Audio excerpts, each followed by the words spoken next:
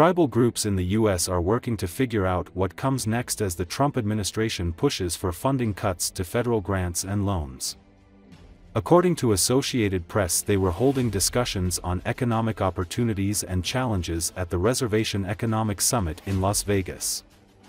Carly Hotvet, a spokesperson of the Indigenous Food and Agriculture Initiative, said she was hopeful that the Trump administration's relationship with tribal groups will be respected. Despite her comments, a directive from President Donald Trump and Elon Musk looks to close more than a quarter of Bureau of Indian Affairs offices, which provide vital services to indigenous communities, among other freezes and staff layoffs. Don Sampson, a spokesperson of the Oesta Corporation, said he believed the funding freeze plan will affect both Democratic and Republican states. More than 4,500 attendees from the U.S. and Canada took part in the summit, which was held between March 10th to 13th.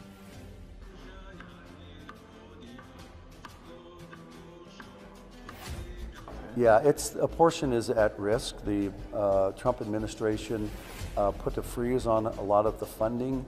As I mentioned, there's 3 programs. One's the Solar for All, and that was frozen for almost 3 weeks.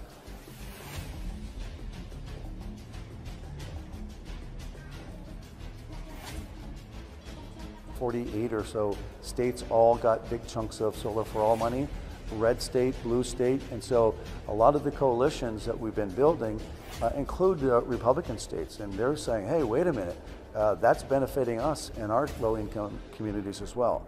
Where did all my grant money go? It's being hung up in some litigation right now. We know that tribes have a unique relationship with the federal government and a government-to-government style relationship, and the federal government also has a trust obligation to tribes. And so we are hopeful that that relationship is respected.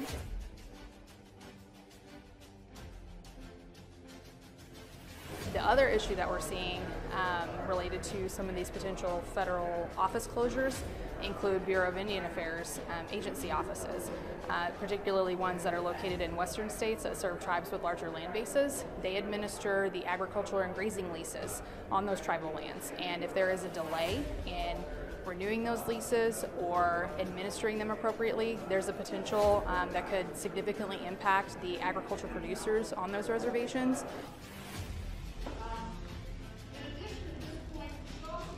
You know, one thing we do hope is that with this administration, who has identified efficiencies and effectiveness as a key platform of theirs, also reducing federal bureaucracy, that self-determination, self-governance has proven to achieve that. So for the last 50 years, we can show that tribes can use federal dollars more effectively and more efficiently than the federal government can.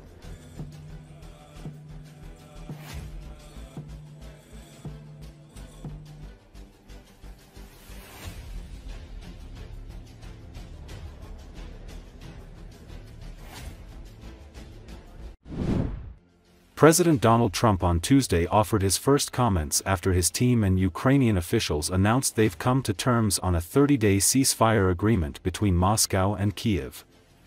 According to Associated Press, the U.S. now needs to get the Kremlin to sign off. Now we have to go to Russia and hopefully President Putin will agree to that also, Trump said to reporters while on the White House driveway with Elon Musk and some of his Tesla vehicles. And we can get this show on the road, Trump said. The president also said he's ready to speak directly with Russian President Vladimir Putin, but said it takes 2 to tango. He told reporters he hopes the Russia-Ukraine ceasefire proposal can be solidified over the next few days. I know we have a big meeting with Russia tomorrow, and some great conversations hopefully will ensue, Trump added. The comments came shortly after the Trump administration lifted its suspension of military aid and intelligence sharing for Ukraine, and Kyiv signaled that it was open to a 30-day ceasefire in the war with Russia, pending Moscow's agreement. The administration's decision marked a sharp shift from only a week ago, when it imposed the measures to push Ukrainian President Volodymyr Zelensky to enter talks to end the war with invading Russian forces.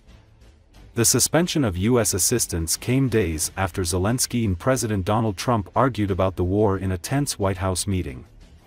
Secretary of State Marco Rubio, who led the U.S. delegation to the talks in Saudi Arabia, said Washington would present the ceasefire offer to the Kremlin, which has thus far opposed anything short of a permanent end to the conflict without accepting any concessions. But very importantly, and I said it, Ukraine, ceasefire. Ukraine, ceasefire. Just agreed to a little while ago.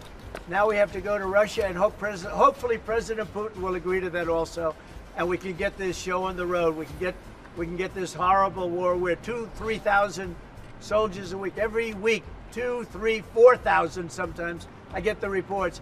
And they're not American soldiers. They're Ukrainian and they're Russian.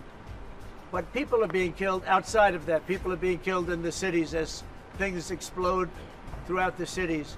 And we want to get that war over with. So I think it's a very big, I think it's a big difference between the last visit you saw at the Oval Office and this. So that's a total ceasefire. Ukraine has agreed to it, and hopefully Russia will agree to it.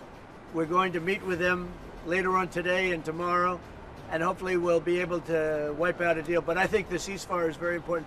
If we can get Russia to do it, that'll be great. If we can't, we just keep going on and people are going to get killed, lots of people. Is Zelensky invited back to the White House? Sure, absolutely. Mr. President, will you talk to Vladimir Putin about this ceasefire deal? Do you think you need to have a conversation with him to get the Russians to agree? I'll talk to Vladimir Putin, yeah. When will I you want to talk get, to look, him? that's the other, it takes two to tango, as they say, right? So hopefully he'll also agree, and I really think that would be 75% of the way. The rest is getting it documented and, you know, negotiating land positions, etc. So you'll talk to him this week about the deal? I think so, yeah. So And when do you have the anticipate meeting him in ceasefire person? in place on the Ukrainian side. How close do you think then you are to a total ceasefire with Well, I hope it'll be over the next few days. I'd like to see. I know we have a big meeting with Russia tomorrow, and some great conversations hopefully will ensue. The people have done a great job. Marco Rubio's been great. Steve Witkoff's been great. Michael Waltz. They're all, every one of them, they've really stepped up. They are into it. They want to see two things. By far, number one is death of people that aren't citizens of our country, but they're people, just like you. They're people, and we want to stop. And we also don't want to give billions and hundreds of billions of dollars away. We're in there for $350 billion. I want to see two things. By far, number one is death of people that aren't citizens of our country, but they're people, just like you. They're people, and we want to stop. And we also don't want to give billions and hundreds of billions of dollars away. We're in there for $350 billion. And there was no reason this war would have never happened if I was president. So it's a very sad thing. Thank you all very much. I love Tesla.